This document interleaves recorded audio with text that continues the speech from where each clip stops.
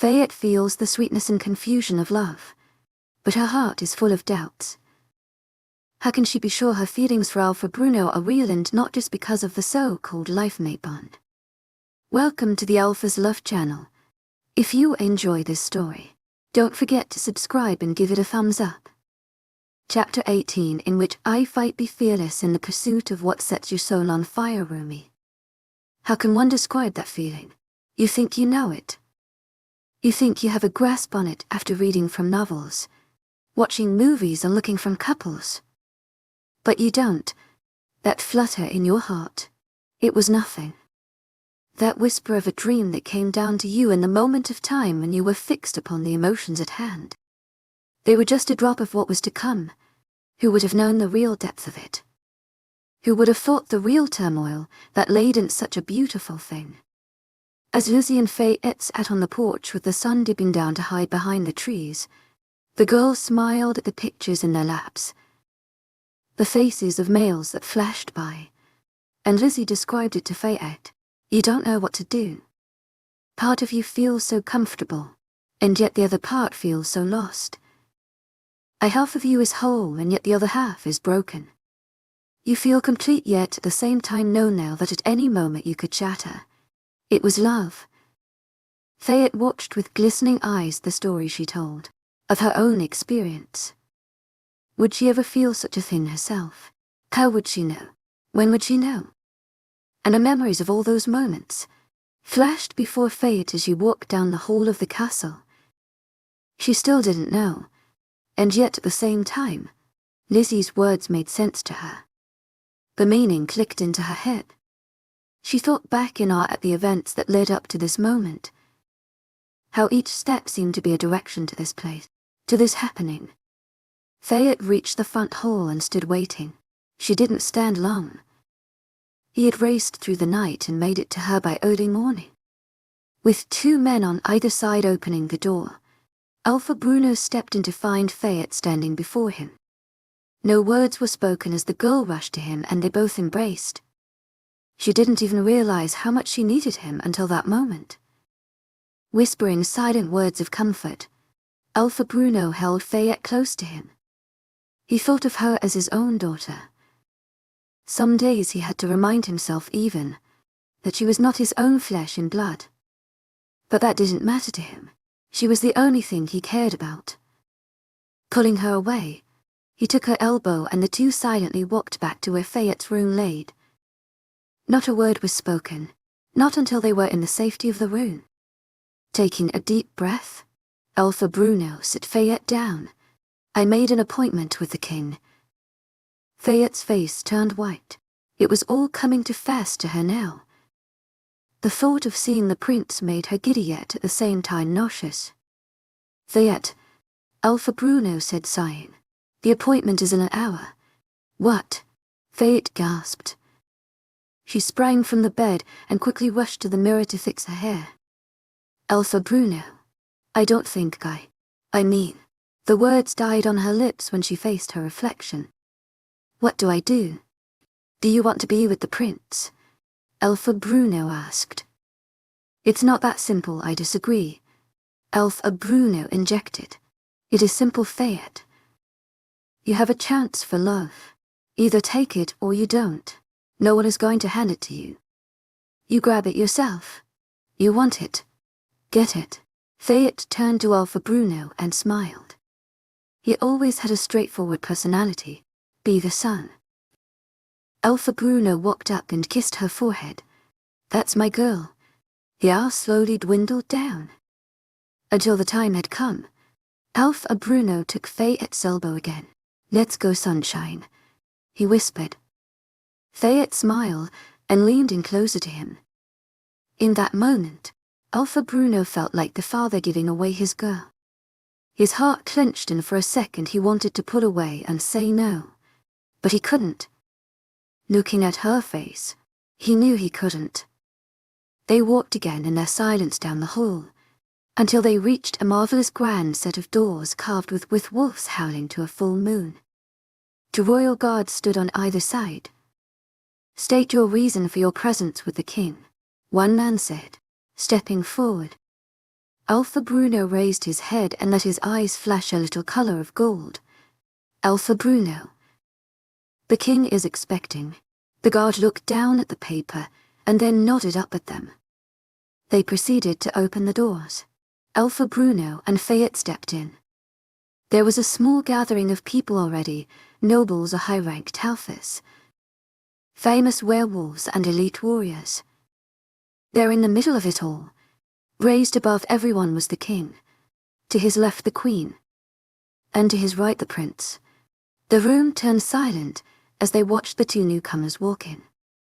Alpha Bruno stopped directly in front of the king and both he and Fayette bowed their respect. Alpha Bruno opened his mouth to speak but was interrupted by the prince, who had stood up in the middle. Fayette, walking down the steps to her. The air seemed to suck itself out of the room. All eyes were on the pale blonde girl and the dark-haired prince. He stopped directly in front of her. His hand slowly came up and traced her cheek. Fayette, it's really you, the prince whispered. The moment, however, was broken by the explosion of anger that burst forth from the king. The meeting was started, and the outlook was bleak. Chapter 19, in which I reveal. I have met my chosen one, but the devil knows his arts. He plays his cards to keep us apart. Connaisseur Nike. Fayette jumped at the sudden explosion of noise that contrasted with the sweet whisper of the prince. The king pushed away from his chair and stood up. His face slowly spread to a red of anger and fury. Get away from my son, he yelled. Alpha Bruno placed his body protectively in front of Fayette, as Prince August turned around and did the same. Get back, the king yelled, waving his hands. Let me see her. Everyone get back. The commanding tone rose in his voice, affecting the watching crowd and making several people take a few hurried steps back or run out of the room altogether. Alpha Bruno and Prince August, however, did not move. Fayette watched the scene with wide eyes and knew that this was not the intended outcome. Clearing her throat and gathering her courage, Fayette said, "Step back, please." Alpha Bruno and Prince August turned their heads. Alpha Bruno gave Fayette a questioning look. Prince August stared with blank eyes. Fayette straightened her back and tried her best to sound confident. The king wishes to see and speak to me. Prince August was the first to step back. He nodded and stood to the side. People quickly cleared away, leaving an empty circle around him. Alpha Bruno looked down at Fayette again. She nodded and smiled. It was the best she could do in the moment. Sighing, he squeezed her shoulder and went to stand next to Prince August. Squaring her back, Fayette turned back to the king. He had sat back down and his face had leveled out somewhat to its normal color. However, his eyes still glowed out a fiery golden color, letting Fayette know that his anger was boiling inside as his wolf raged and howled within. "What is your name?" the king asked. Fayette bowed again to the king and said, "Fayette, my king." "Fayette," the king whispered. "And Fayette, what is your intention with my son?" Fayette looked up at the king, startled by his bluntness. "I am Prince Altu's life mate." A gasp rippled through the crowd. The girl before them suddenly held a new meaning. Several people realized right away how important this meeting was. This meeting was deciding the future. This meeting was the determining factor of fate. This girl before them could be their queen. She could be their strength. Or she could be their destruction. This only confirmed what the king had suspected. "You can't be queen," he said shortly and with finality. Another gasp went around the room. Prince August took a step forward as a sudden chill crept through the air. All who felt it shivered at the dark, menacing aura that emanated from the man. The king too felt it, and for the first time in his life, he looked at his son in fear of receiving his death from him. Fayette, however, interjected, "Why not?" The room zoomed in on the girl and king again, waiting to hear his response. The king laughed. "Just because you are life mates does not mean you are fit to rule as queen. I know what you are. You're an Omega. The king laughed again. What makes you think that I would make an Omega queen? The mood of the room swayed all over. Confusion ran through that the prince's life mate was an Omega. Some looked disgusted. Others shrugged in indifference. And then some looked up at the king with anger at his words. Fayette dared a glance at Alto. He knew now what she was. She had never gotten the chance to tell him. He knew now. He knew. She closed her eyes and waited for it. Waited for the feeling of rejection. Waited for the pain. Waited for him to leave.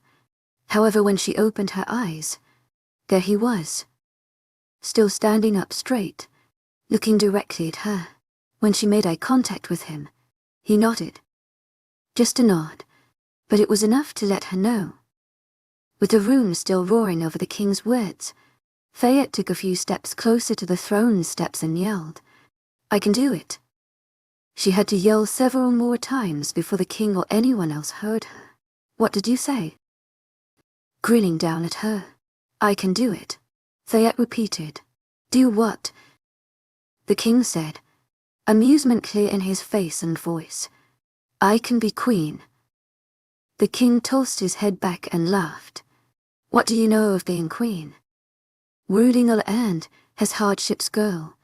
And what do you know of hardships?" A growl escaped Alpha Bruno's mouth. "Silence," the king said. He turned his attention back to Fayette. "What do I know of hardships?" Fayette said. Without warning, she started laughing. "Tu es agent extraordinaire, Madeline Noble. Heartfelt thanks for your unfailing patience, enthusiasm." The king's eyes clouded in confusion and he looked to his left at his queen. She, however, ignored him, with a small smile dancing on her lips. "What do I know of hardships?" Fayette said, continuing her laughter. "My king, you don't know my life and the story that goes with it." Fayette couldn't help it. The nerve that anyone could be so ignorant as to think that anyone could lead an easy life made her simply laugh. No one had life easy. Everyone knew in their own way and form about hardships. How ignorant and small-minded the king was. "Oh yes," the king said, "the life of an Omega is hard. Work, work, work. Work that anyone really can do." And then Fayette felt it. Maybe for the first time in her life, really. But she felt it. "Tu es agent extraordinaire, Madeline Noble. Heartfelt thanks for your unfailing patience, enthusiasm." Never had she felt such a deep and malicious feeling before. It took over and consumed her heart. She wanted nothing more than to run to Alto and ask him to hug her, to calm her, to drive away whatever she was feeling. But looking at him, she knew this was a test. This was a test that she needed to do. He needed to know that she possessed her own form of inner strength, that she had courage, that she could do this. The king spread his arms wide and addressed the crowd of people gathered in the throne room. "Would all of you like to hear this pup story?" People shifted uncomfortably where they stood. Some were used to watching the king and his narrowed-minded bullying ways. Others had not yet been exposed and thought the game had gone too far. Some in the crowd, though, cheered those who were similar to the king. Those who took pleasure in the discomfort of others. The king snapped his fingers at Fayette. "Tell us, pup, what hardships have you faced?" He smiled from above. "Spin it Adaful away as you want to." Fayette took a deep breath and walked to Alto. "Running away," one man from the crowd jeered. "To my agent extraordinaire, Madeline Noble.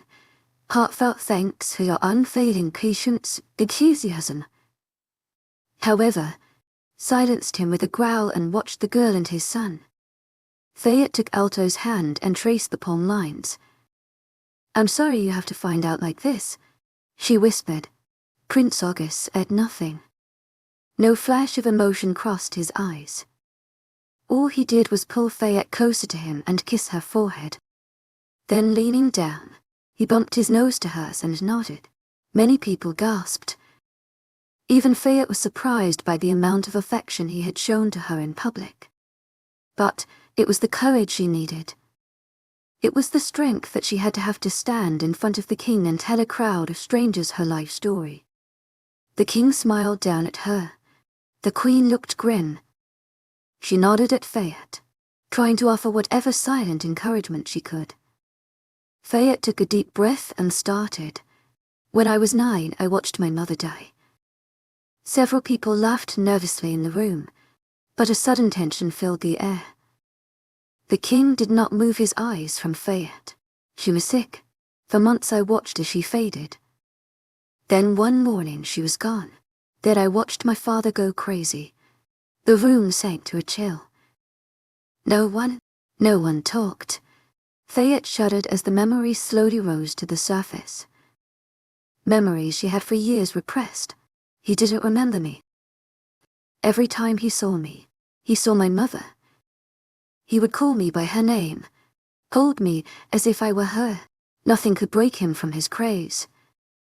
Now was the moment of truth. Fayette looked at Alpha Bruno. He stared at her with regret and sadness in his eyes. He knew what was coming. A truth he wanted no one to know. I developed X-Bane. The room exploded with gasps and cries. Silence. The king yelled, but chaos still encompassed the room. No one could comprehend it. X-Bane. The medicine that cured so many ailments in werewolves. Alpha Bruno had presented it to the king years ago and said his pack had created the medicine. No one knew how. No one knew what he had done. It had saved so many lives though, so many lives. And yet the mystery of who had actually made it was clouded. No one really knew. All they said was that it was Alpha Bruno's clear moon pack. The clear liquid, X-Bane, was created by a small girl to heal her crazed father. The king's eyes hardened. I developed it so that my father had an escape from his dementia. However, he didn't want an escape. Fayette whispered. He hated me. Hated that I had developed something that told him the truth of his life. The reality that he lived in. Fayette took a shuddering breath. Without realizing it, she had begun to shake all over. My father one night begged me to end it. Begged me to help him. Help with what? The king said sharply. He needed help to die, Fayette said. The audience was yet again spellbound, gasping to the words Fayette spoke. What did you do? The king growled. He leaned in closer. Something inside told him that the tale was coming to an end. That the past was catching up to the present. I made enough X-Bane for him to overdose.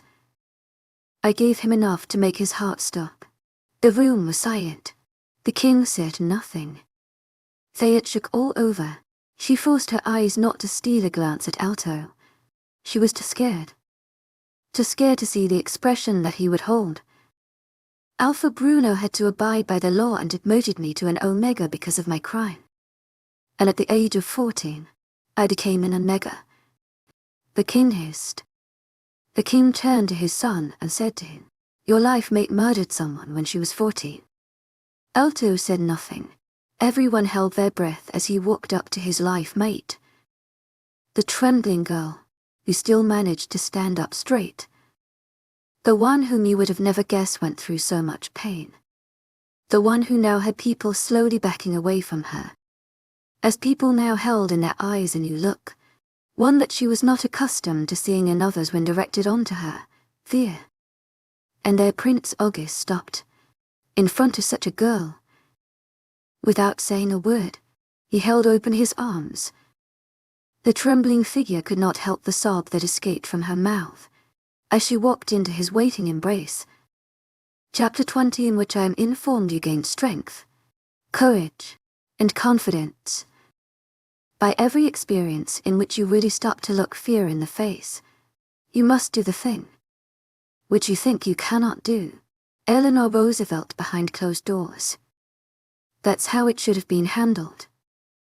Instead of the public display of malice and hate, of tears and sadness, of old memories brought anew, and thoughts that were long wished to be forgotten brought back from the dark. Behind the watching eye, there they went, as it should have been. The king realized as he watched his son embrace the girl, how wrong he had been to bully his way to her tears. She didn't back down like he thought she would. When was the last time he saw his son openly embrace someone? When was the last time he had embraced his son? Just as quickly as the thoughts had entered, blind the king's mind, they left, leaving him watching the couple below. The crowd wordlessly watched with the king, the display. Yet he still had questions that he needed answered, still had doubts, still did not like the girl, still found an odd satisfaction in her tears. The king stood with his mind whirling around. He needed answers, and he needed them in that instant. Alpha Bruno, I feel that we should take this matter behind closed doors, the king said, facing Alpha Bruno as he gave a curt nod in reply. The rest of you are dismissed, the king barked. The shuffling of feet was heard as the quiet whisper of voices rose with the exiting of the noble, soldiers and whatever other important people who had found their way into the throne room. Prince August and Fayette had separated by then. Fayette walked slowly to Alpha Bruno's side, tense the whole way. All of her secrets were out in the open. Many knew of her true nature now, and of what she was capable of.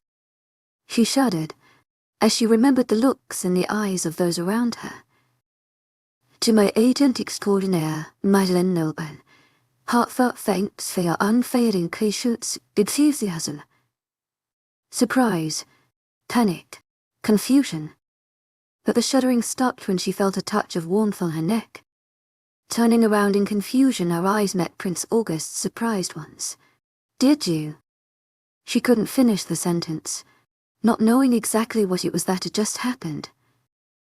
The only sign of recognition that he knew what she was talking about was the slightly widened eyes that held fear and surprise in them. It's the bond, Prince August whispered to Fayette.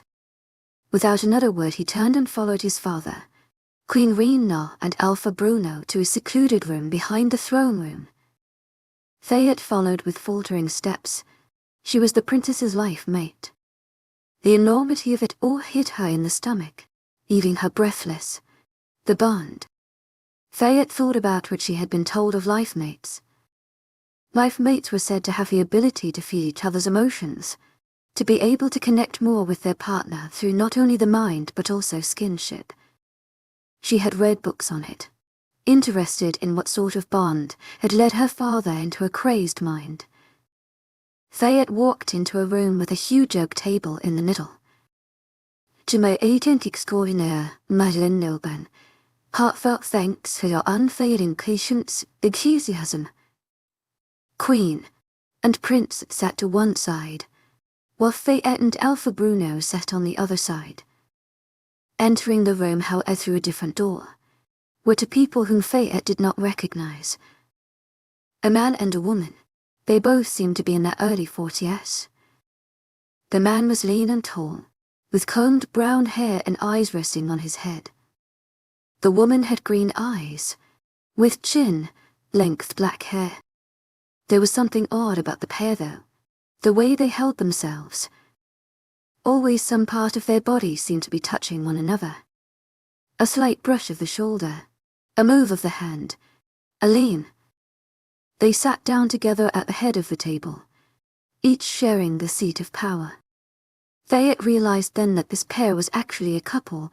They were life mates. The king's eyes flashed to the couple at the head of the table.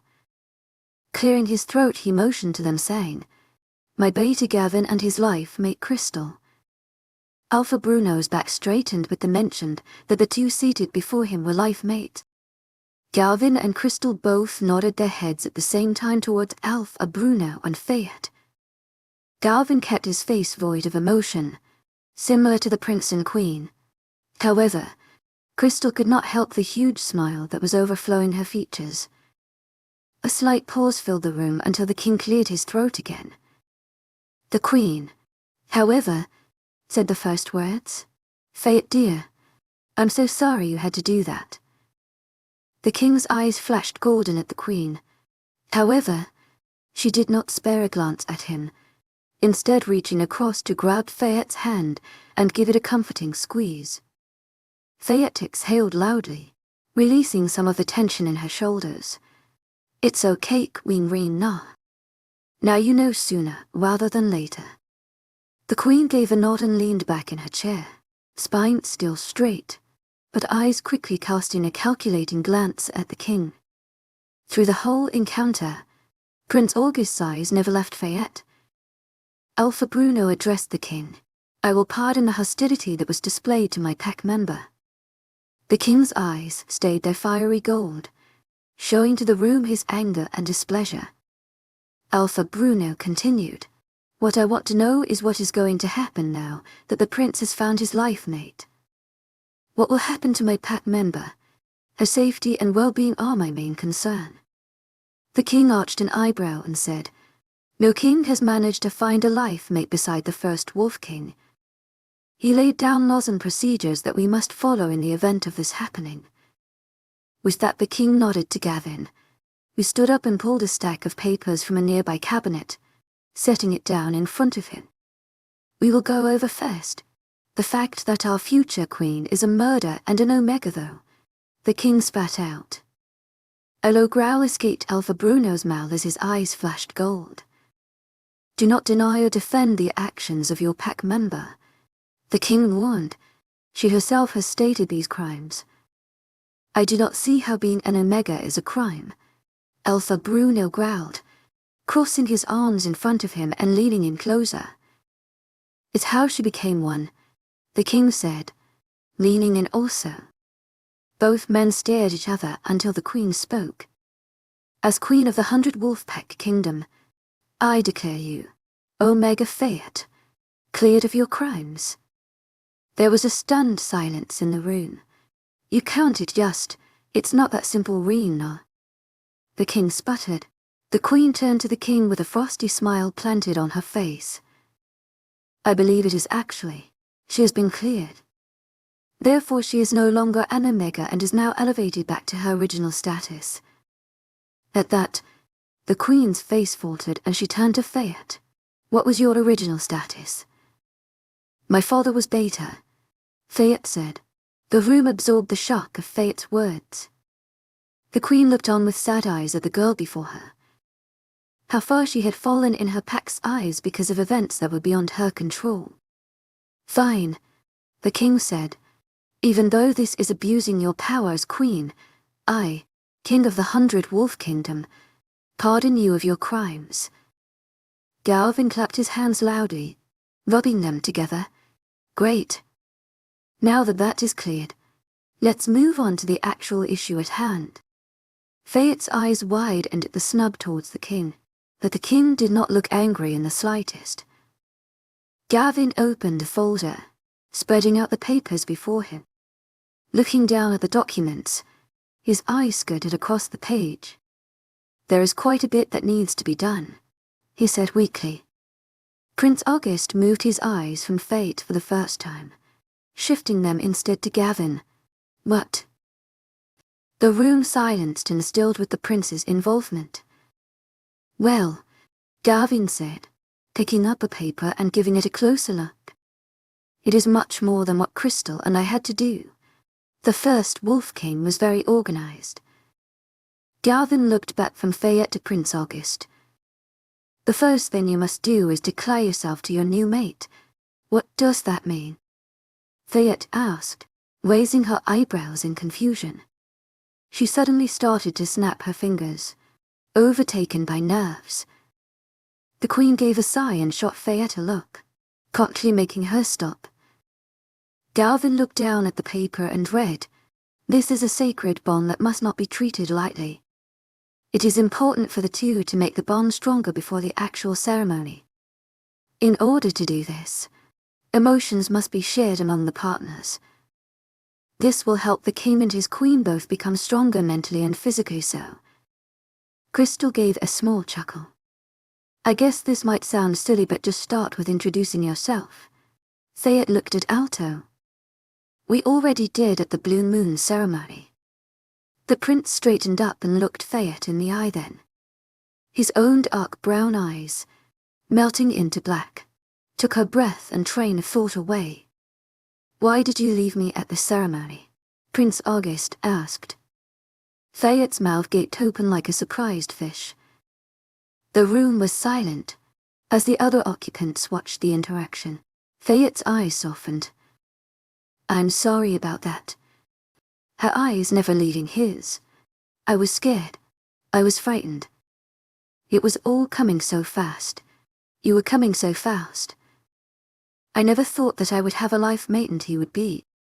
The words died in her mouth as the prince's eyes sparked even more and power bristled off him in waves.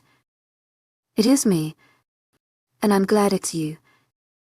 Without taking a breath in between, the prince unashamedly said, "You're the best thing I've ever waited for." Faye inhaled sharply. Galvin and Crystal flashed each other a triumphant smile. The queen gave a small smile herself. The king rolled his eyes and huffed. Alpha Bruno ever like the watchful father examined Prince August closer. "I do need to ask though, Fayette," the queen interrupted. "Do you have any education?" Before Fayette could answer, Alpha Bruno spoke. "She has not completed her basic wolf courses, nor has she gone through training. However, she has been privately trained by me and another wolf." At that, the queen raised her eyebrow. Fayette did leave school when she became an Omega. However, but as you can tell, she is superior in knowledge of science and technology, having developed Hex, Bane and the Blue Moon's ceremony light show. "A dropout," the king muttered, clearly not happy. "And has she ever shifted?" Suddenly an appalling look overcame the king. "Can she even shift?" Fayette gave an uncomfortable squirm in her chair. "I have shifted only twice in my life to my wolf, but those were both times when I was under a lot of emotion." The king put his hand over his eyes, not moving. Fayette knew it was not good that she was not trained to at least be able to know how to shift into her wolf form. The 2 times she had been at the death of her mother and father. Images of her small tan wolf howling with the larger tan wolf next to her danced around her eyes. Flashes came again as she saw the image of her father's from on the ground and of Bruno having to shoot her with X, Bane to stop her wolf from going rampant. "Untrained then and uneducated," the king said. He and the queen exchanged glances with each other. "There is only one option that I can think of to correct this before we even think of going through with the bonding ceremony or a wedding.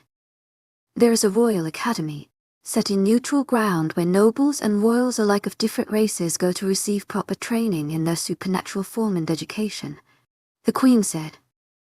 "And you, Fayette, will have to attend Chapter 21, in which I sign.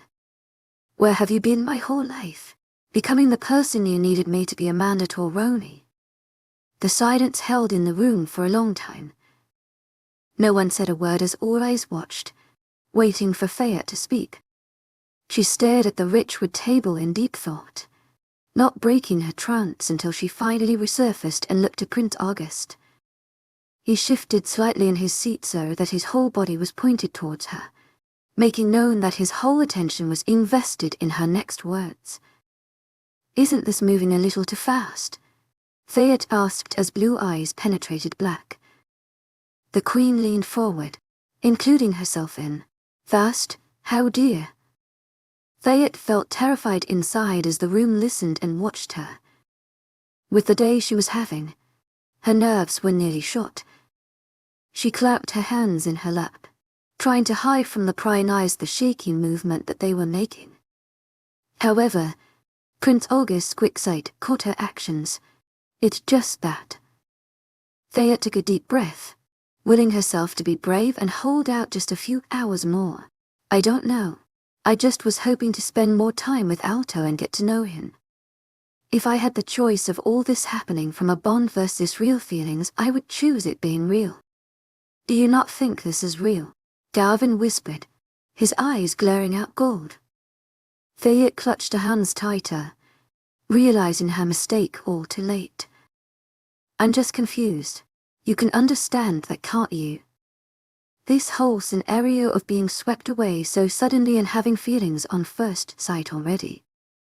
Anyone would want to question it. A new feeling of tension was building up within the room the more Fayette talked.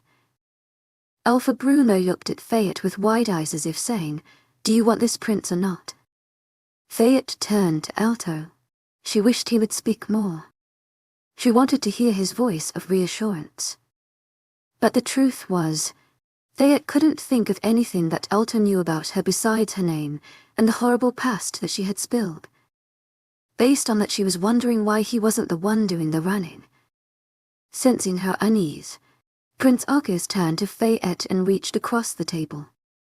The king made a noise of protest in the back of his throat, but did nothing to stop his son. Still extending his hand, he waited patiently for Fayette to take it. There was no hesitation in her movements. Even if she wanted answers from him, questioned still why he could be so attached to her or even accept her as his life mate, she still could not deny the calmness that he brought her or the fact that even if she knew next to nothing about him, she still trusted him. The moment their hands made contact, Fayette felt her nerves die away. She felt safe. She wished fleetingly that he was on her side of the room, or that she was sitting in the empty chair next to him. "Fayette," he whispered, looking down at their combined hands. Fayette felt color involuntarily rush to her face as he said her name. His eyes never left hers as he spoke. "I know it's confusing. All these feelings coming in so fast and suddenly. When there wasn't anything and then the next second there is just a spark that engulfs into a flame." But Prince August cleared his throat. He avoided talking when he could, and this already had been a lot of talking for the day. However, Fayette did not seem scared of his voice or the power that came off him when he spoke. He noticed that she leaned in closer.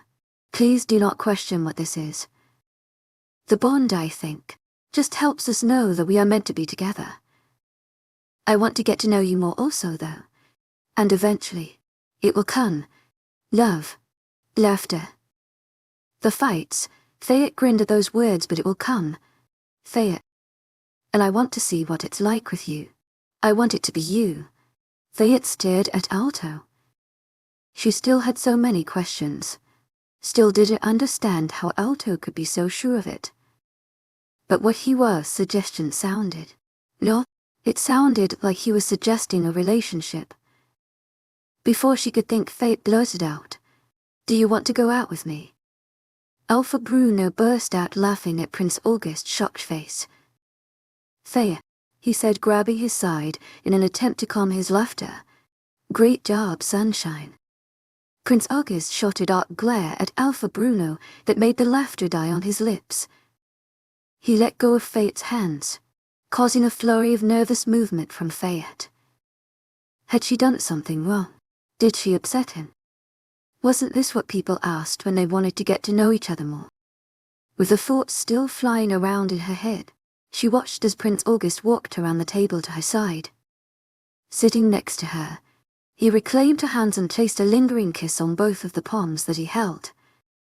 Flashbacks ran through Fayette's head of when they first met at the Blue Moon ceremony, and Alto had kissed her hand. "I want to go out with you," he said, looking up and flashing her a grin. Fayette and Alto stared at each other for a few moments more, until Fayette looked around, startled to remember that people were in the room with them. The queen was smiling next to the king, who had yet to close his wide, open jaw in disbelief. Alpha Bruno was politely messing with a pen in his hands. Darwin was studying the moment with critical eyes, while Crystal looked at the couple with a dreamy smile on her face. Fayette shifted awkwardly in her chair. Prince August released one hand but held on to the other as he turned back to the watching eyes. "Before Fayette goes to the academy," Prince August turned slightly to Fayette, "is entirely your choice to make. I think it would be best if she's trained here for a few weeks or months on basic training, and just learning general knowledge on how to shift." Darwin looked at the queen and nodded. The process of shifting is always easier if a mate is present to help ease the pain. The queen looked at the king, giving him the power of decision. The king sighed and looked up at the ceiling. "Fayette, Alpha Bruno says you are already trained in some basic fighting skills. Fayette nodded. I practiced some self-defense when I had spare time from work. But it wasn't much. I think my duties and work as an Omega though have made me gather some endurance. Who taught you, might I ask? The king questioned. Fayette turned to Alpha Bruno, confusion from what to say in her eyes. Alpha Bruno leaned forward. We have an Omega who used to be a pack warrior from another pack. She and Fayette are close, so she insisted that Fayette learn some training. The king stared hard at Alpha Bruno, questions surfacing and forming in his mouth, but the look the Alpha gave made it clear he was saying no more on the subject. I think it best then that you stay here for several months, Fayette. Maybe until the first semester of the academy. That's about 5 months of learning the basics of fighting and shifting. The rest the academy will teach you. Instead of staring at Fayette though, the king looked to Alpha Bruno, the Alpha's eye. Give me the document. Document? Fayette questioned. Ah, Fayette, this is why I'm here, Alpha Bruno said with a small smile. The documents state that you are no longer a member of my pack, but instead joining the King's Black Dawn pack. The one free hand Fayette had was gripping the table tightly. You mean, she said in a choked voice, that I can't go back to our pack? Alpha Bruno shook his head. It's not your pack to go back to, my sunshine. But you will always be welcomed there. Fayette sucked in a deep breath and, without realizing it, squeezed Alto's hand. What will happen to Lizzie and Jane? Fayette said, her voice finally breaking as the situation hit her. Her home wasn't home anymore. They will go back with me, Alpha Bruno said, staring at Fayette with hard eyes, trying his best to will her to be strong in the moment. But suddenly the door burst open and a wail was heard from outside saying, Lizzie now. Now just hold your wolfy nose 1 second, you lot.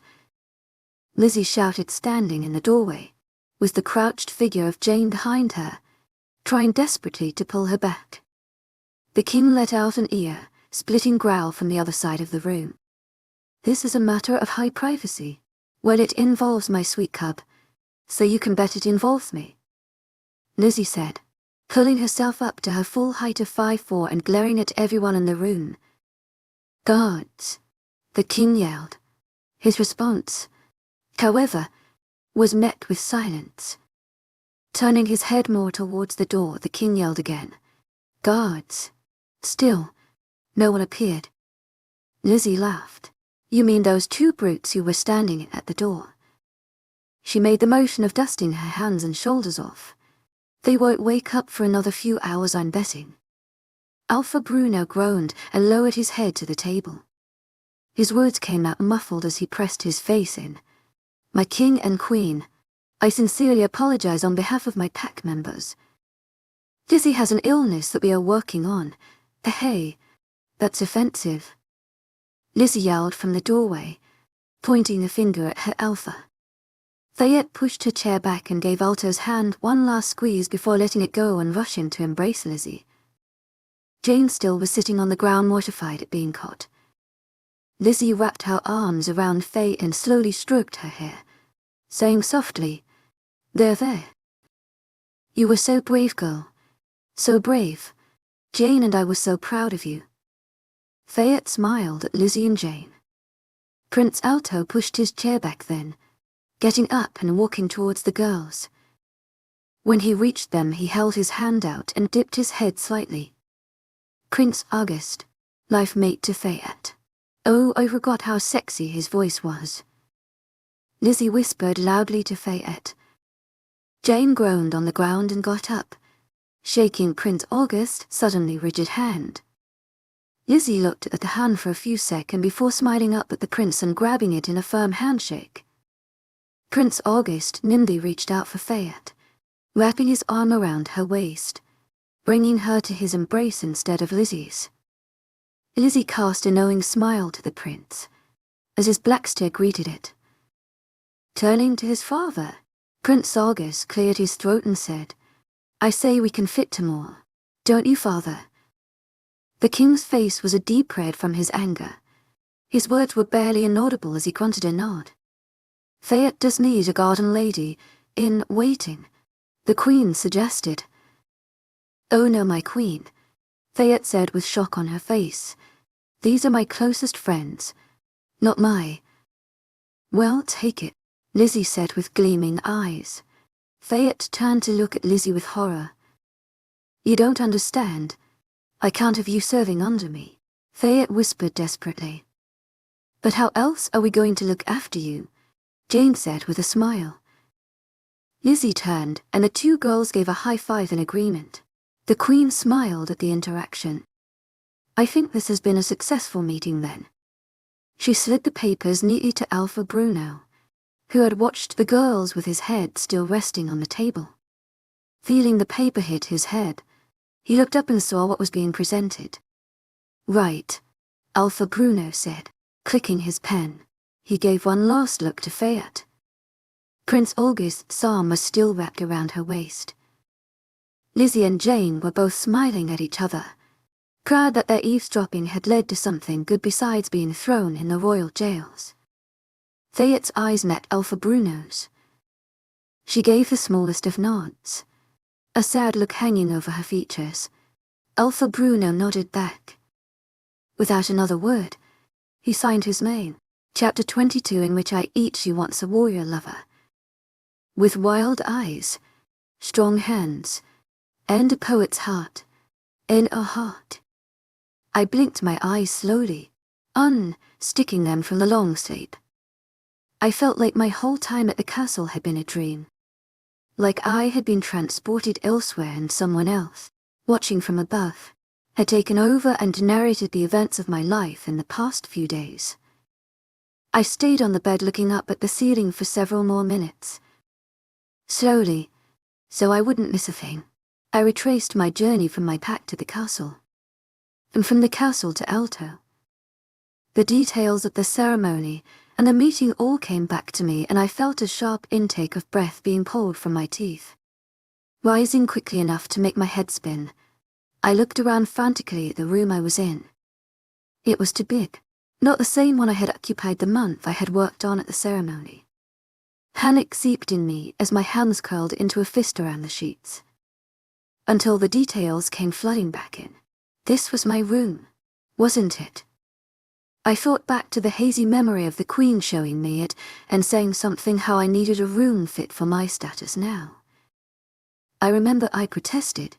I remember Lizzie and Jane were.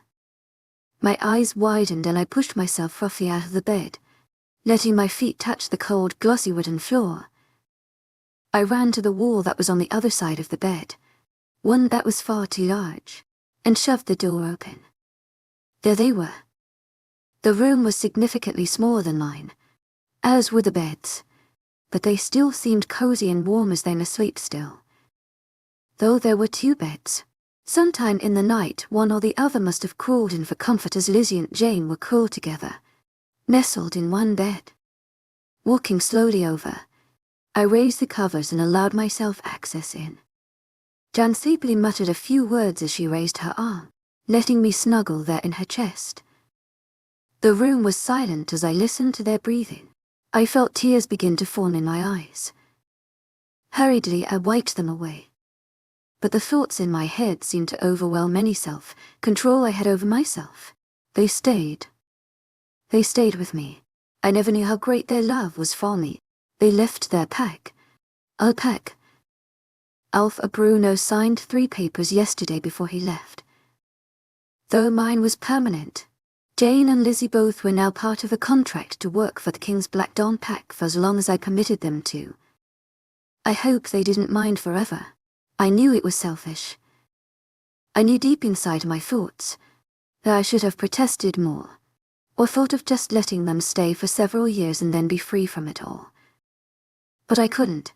I couldn't bear the thought of being suddenly on my own again. Of being without anyone in a strange place.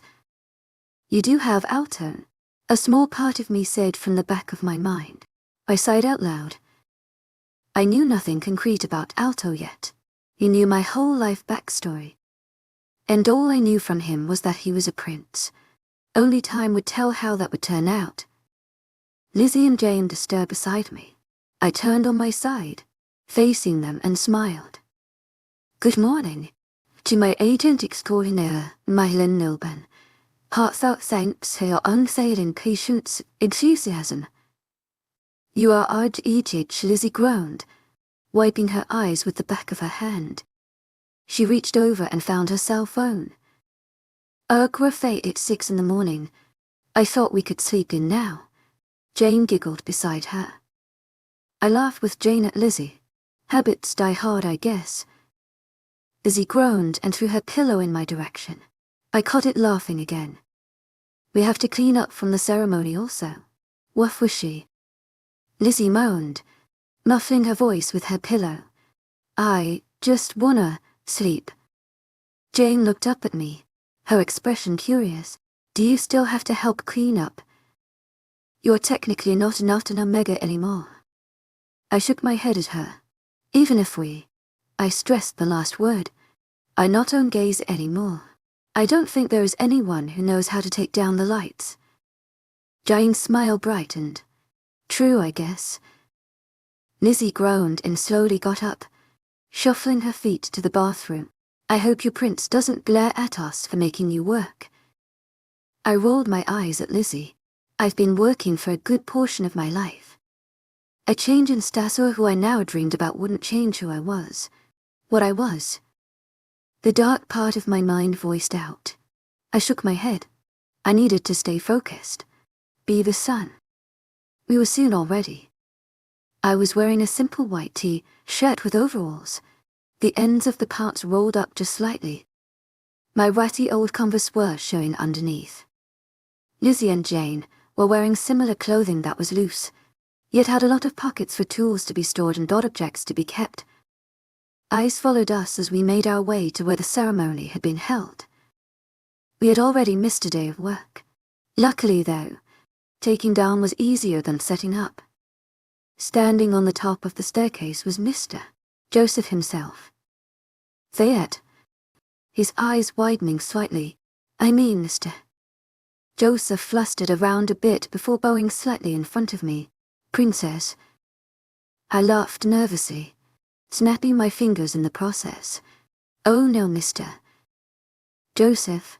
I'm still me at the moment, no matter what rumor or piece of information you might have heard. Mr. Joseph raised his head and smiled. I can't say that I'm sorry to see you then, Fayette. We have no idea how to take down your spectacular piece of art. Happy to help, sir. To my agent extraordinaire, Mylan Nilben. Heartfelt thanks for your unfailing patience, enthusiasm. Motioning to Lizzie and Jane, Mr. Joseph shook his head. You impressed a great many people, Fayette. Your work did not go unnoticed. Thank you, I said softly, nodding. Mr. Joseph allowed us through to work on taking down what had taken a month to set up.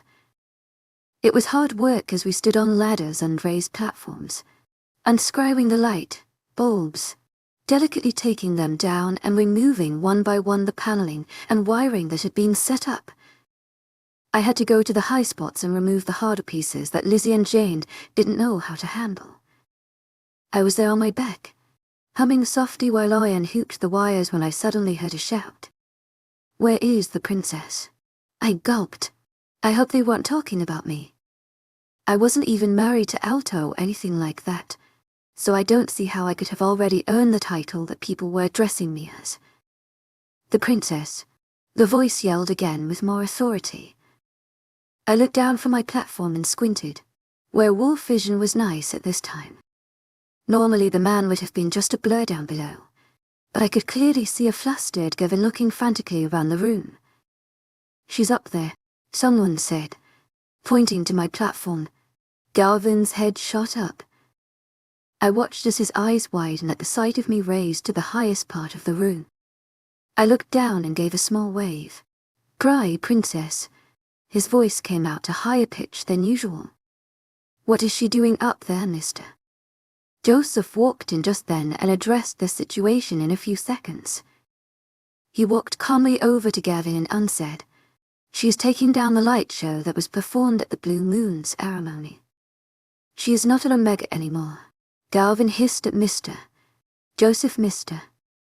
Joseph raised an eyebrow but calmly said, "No, but she did put up the light show. An extremely complicated piece of work that she and only she alone is able to take down. I would suggest you don't shout too loudly and startle her. She is rather high up, Mr. Joseph looked up and gave me a cheeky grin and waved next to a pale Gavin. I waved back and chuckled. I knew Gavin probably heard it, but I didn't care at the moment. Working with the wires and tangling and unplugging the sets had calmed down my nerves. It had always been soothing to have my hands doing something. Working. Building. They always seemed to ease my mind. The day continued to go smoothly until I felt it in. Even high up on the platform I felt the energy that was coming off of him. Something in my mind seemed to register that his eyes were looking up at me. Something in my brain seemed to send signals that he was watching. I released hair that I hadn't even realized I had been holding. I resisted the urge to look at him. I knew if I did I would be distracted, but I already was distracted. Thankfully the wiring was almost done. I had the cords all in a box. When they lowered the panel they would collect it then. Getting up, I brushed the dust and wire grease off on my jean legs and proceeded to climb down the long ladder. I felt him move to the base of it. Nervous energy was running through him into me. How was that possible?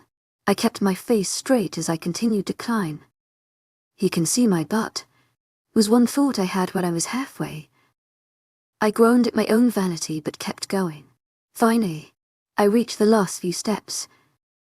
I felt a pair of hands reach out and gently grab my waist. I gasped at contact. How was it possible to feel his heat even through my layers of clothes? His hands curled around my waist and, gently, ever so gently, supported me down the last few rungs of the ladder. I turned around and faced him. Oh dang, why did I do that? I should have evened out my breathing before turning around so quickly. I was just too eager to see him. He still had his hands around my waist. When I looked up into his eyes, though, I was not rewarded with a gentle look to match his gentle touch. He was angry. I should have noticed it sooner. People were gasping and running in the other direction of him. Most cleared the room, while others, the stronger ones, tried their best to continue with their work and ignore the angry silence that was coming from him. To my agent extraordinaire, Madeleine Noble, heartfelt thanks for your unfailing patience, enthusiasm. I whispered, and just like that, the anger was gone, replaced by something else. Some unknown feeling. Alto's usual blank face broke as his eyebrows scrunched together, showing his confusion. "I'm sorry I worried you," I whispered, trying to appease the beast.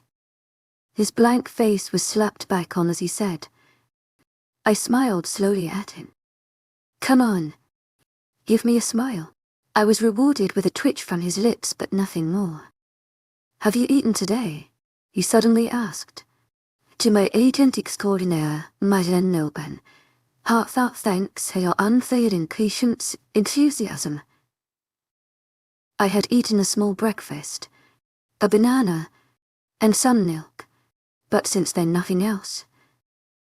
A tiny sliver of Alto's eyes flashed gold, so short and small that any person might have missed it if they weren't standing close staring at his eyes. "Oh, which is what I was doing." "There," he said in a voice that made me sure scolding was coming. "It's 7. "Oh," I said, shrinking in on myself. I hadn't realized how late it was.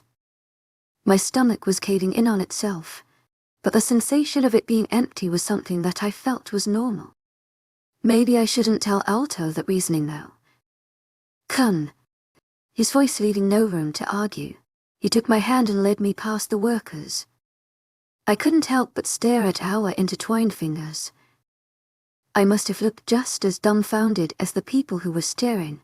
Alto led me to the kitchen. I knew the place, having worked there several times during the prep for the ceremony. "Not fair," The head chef was there, taking dishes, trying small sauces and generally being his usual bossy self. When he saw us approach, he nodded towards a girl, dismissing her, and bowed low to Alto. "Prince August, Fayette, what can I do for you?" I smiled at the fact that l'Enfer addressed me as my usual self. Alto's hand tight and slightly, but he did not address it. "L'Enfer, do you have the food I asked for?" "Of course, Prince." Reaching under a counter, l'Enfer pulled out 2 boxed lunches. "To my agent extraordinaire, Madeleine Nilban, heartfelt thanks for your unfailing patience, enthusiasm." A slight smirk on his face. "Thank you," Prince August said, letting go of my hand and taking the boxes. I looked at my suddenly cold hand. Alto, though, was already walking out the door. I nodded to l'Enfer and smiled. He smiled back and waved in a goodbye gesture. I pumped my legs faster to catch up to Alto. He was already halfway down the hall. Well then. Someone was impatient. Not looking back still, Alto led me along, hall after hall. I wanted to stop and look at the artwork that came with each hall, but Alto's brisk pace left no breathing room. We finally arrived at a small garden. I awed slightly at the lovely sight it brought to the eye. Small vines were trapping and encasing the wall. A single fountain was bubbling with the statue of a wolf in a howling position, and bushes of multiple, brightly colored buds were blossoming. Several lights that were attached to the wall were already turned on, adding a glowing effect to the garden. Alto placed the boxes on a small metal table. Pulling out one of the metal chairs, I sat myself down while he pushed it into place. I smiled at the polite gesture.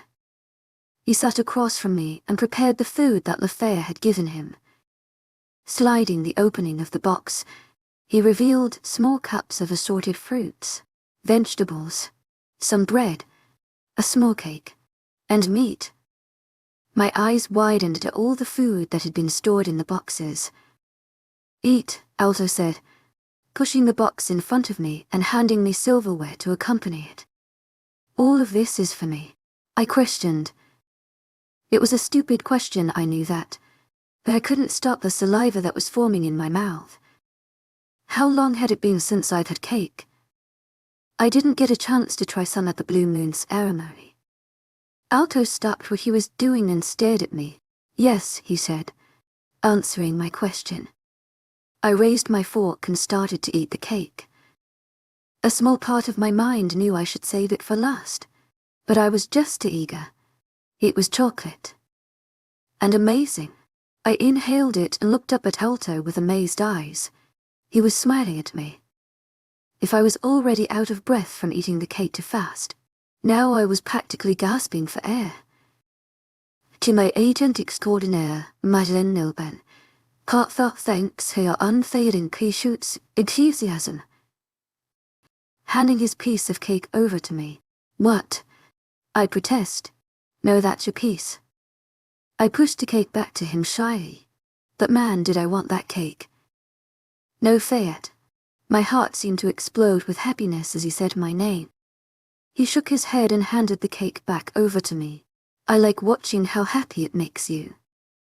I took the cake and split it in half. I did want it, but I didn't want to feel guilty while I ate such a beautiful creation. He grinned again at me and I smiled shyly back. Suddenly he started laughing. "You have chocolate all over your teeth," he exclaimed. I blushed and started laughing with him. Licking my teeth clean, I leaned over and asked, "Is it gone?" He laughed and nodded. We continued eating, this time in a peaceful silence. Alto placed his napkin in his lap, always proper as I observed. No elbows had rested on the table. No slouching had been done. Everything about him was neat and orderly. I tried to mimic him, only earning a small chuckle at my behavior. "You did the light show at the ceremony." Alto stated it as a fact. I swallowed the food that was in my mouth and said, "Yes, that was me, Lizzie and Jane." "It was amazing," Alto continued. I smiled at him, proud of my work. From everyone's mouth, his was the one that I wanted most to hear it from. Thank you, I said softly, looking down at my hands that were placed in my lap. What else do you like to do? Leaning forward to place his full attention on me. I like fixing things, gadgets and little electronics. Enthusiasm, in my pack. I often repaired the training equipment, fixed the wiring and pipes. I could fix almost anything, I said proudly. I hope I didn't come out sounding too conceited. But it was my one skill that I loved and was proud of. Alto nodded. That's impressive, he admitted. What do you like? I wanted to know more about the man in front of me. Alto looked out at the wolf fountain. I train a lot. It is required that be well trained in battle. I train the majority of the day. I frowned slightly. Do you like training? Alto looked at me confused. I nodded and said, I asked you what you like, not what you do. Okay. Fayette, let's try to not be rude, I said to myself. Alto shrugged and gave me a small smile. I'm not sure what I like to do, to be honest. You don't like to? Paint. Read maybe. Learn about a certain topic. Right. I was grabbing at hobbies that were very universal. Alto looked at me for several seconds. I raised my eyebrows at him, waiting for a response. Did he have nothing? I guess. He sounded hesitant at first, almost reluctant to share. I smiled incordially, trying my best to show that he could be open with me. I like to write poetry, and read history books. I smiled and rubbed my neck. I honestly am not surprised about the poetry-o. Alto said, looking slightly embarrassed. Why is that? It was my turn to look embarrassed as I mumbled down, staring at his chest. Some of the things you say are just too beautiful to not come from a poet's mind. There was a pause of silence as I waited for Alto's response. I looked up and had to remind myself to breathe and not fall out of the chair I was sitting in. Alto was smiling with teeth showing at me. I couldn't help the little GH that escaped my mouth. I'm wearing the smile that you gave me. I rolled my eyes at the words that made my heart go into overdrive. Poetime uttered under my breath. He laughed a small chuckle. You know what I said about training. I looked up at him, my hand on my chest as I tried, not so smoothly, to get it back to a normal pulse. I need to talk to you about that. We both sat up straighter in our chairs. Once you are done taking things down for the Blue Moon ceremony, you will go into training. I nodded at Alto, waiting for him to say more. Gavin and one other will teach you. Gavin thought it a good idea that your friend also come. Lizzie, was it? Since you are used to her teaching you and she was a pack warrior. To my agent extraordinaire, Madeleine Nilben, heartfelt thanks for your unfailing patience, enthusiasm. To my agent extraordinaire, Madeleine Nilben, heartfelt thanks for your unfailing patience, enthusiasm. We finished the meal, with small comments here and there from Alto about how the light show worked and was set up. I tried my best to explain the details, leaving Alto's eyes to widen slightly. I am blessed with a brilliant life mate, he commented at one point. I blushed hard at the compliment. The food was soon all eaten. Leave it, Alto said, waving me away as I tried to take the boxes back.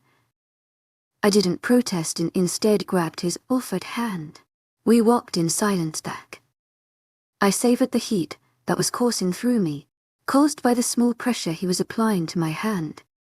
It was amazing how one gesture could cause my whole body to grow warm and happy.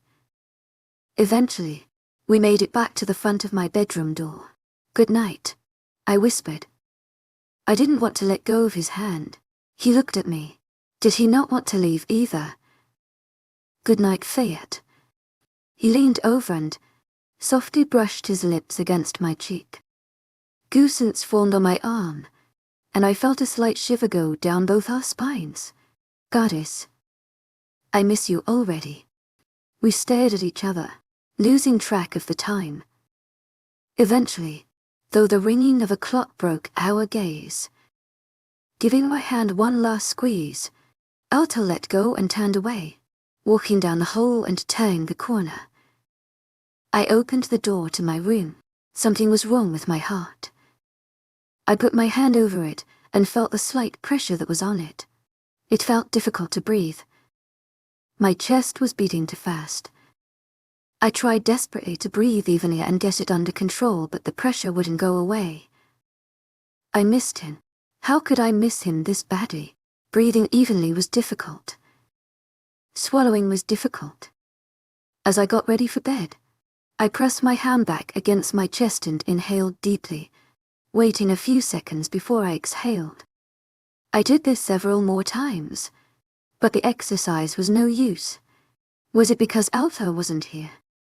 Tucking myself in, I laid staring at the ceiling waiting for sleep to come while one thought ran through my head.